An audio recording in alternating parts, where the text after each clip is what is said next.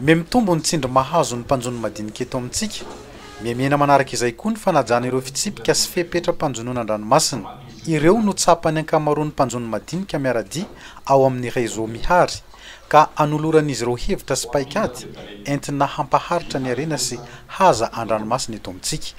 Isan'ny tolo-kevitra aroso amin'izany ny fananganana dina ho an'ny fitantanana ny harena an-dranomasina, ny fanaraha-maso ny fitaovana ampiasainy tsirairay ary fandrafetana zo mpanjonoana. Tsapany ankamaroan'ireo mpanjono madinika manko fa miemiena ny trondro azon'izy ireo ka misy fiantraikany eo amin'ny fivelomany andavanandro. Santionany amin'ireo tsindry mpahazo ny mpanjono madinika ity ho azavain'ny solotenan'ny mpanjono avy an'ny Belleville ity.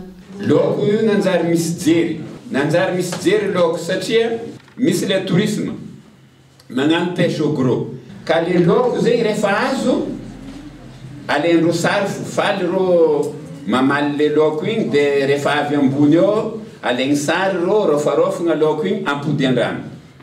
Vokatra zegny le loko rehefa maregny moteur milefa ke lasa miaigny ka le pêcheur gasy amin'ny lakana artisanal avec lay imaginez mandeha 27 km ohatra tsiko tsy mifody maty ane izy very agny izy tsy mandeha lava ary ro loko regny efa zatra misy raha koa fa mandalo kry ro fa loso milefa miaigny ny capture tompo.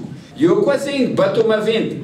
Ny bateau maventy rehefa mangala avec chalut io tsy mifidy na madiniky na maventy ary le maventy fa le madiniky areny an-drano.